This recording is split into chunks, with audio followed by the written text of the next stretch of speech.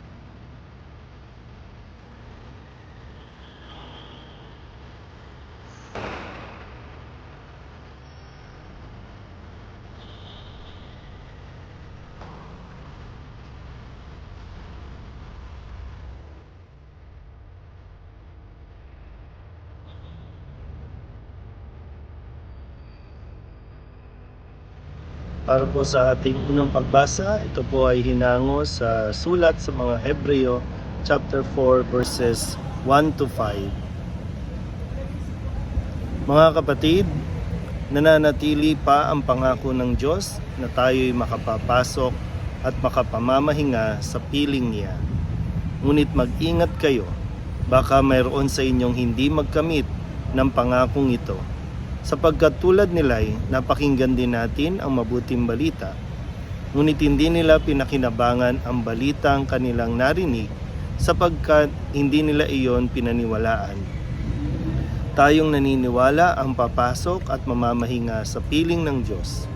Ito'y ayon sa kanyang sinabi, "Sa galit ko'y aking isinumpang hindi sila makapapasok at makapamamahinga sa piling ko."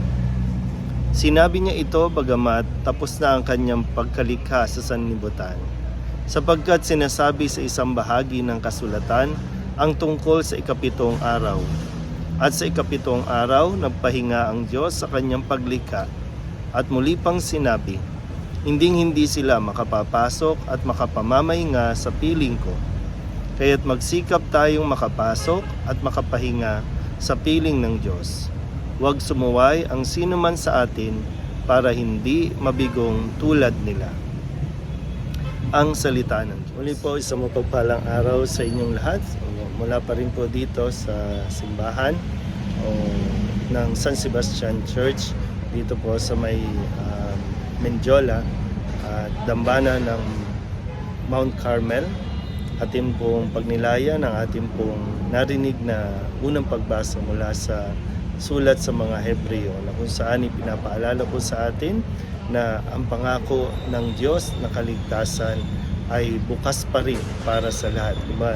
Iniaalok at hindi nagbabago kahit kailan ang pangakong ito ng Diyos na tayo po ay pagpapahingahin o tayo po ay makakapasok sa langit. Kung kaya kahit na po ang tao ang sumuway, kahit na ang tao ang sumira sa kasunduang ito o sa pakikipagtipang ito, laging ang Diyos pa rin ang gumagawa ng paraan upang matupad pa rin ang pangako niya na iniaalay at o iniaalok para sa ating lahat. Yan ay ang buhay na walang hanggan. Hindi lang basta kagalingan, pisikal ang kanyang ibinibigay sa atin para tayo po mabuhay, kundi binibigay niya ang isang paalala, no, isang spiritual na kagalingan para talaga tayo lubusang makapasok doon po sa langit. Yun nawa, no, ang mapagtuunan natin ng pansin. Maraming bagay po tayong pinaghahandaan, no, sa mga material na bagay, mga panlabas, pero matanong din natin nawa ang ating mga sarili kung tayo ba ay nakakapaghanda rin para tayo ay makapasok sa langit.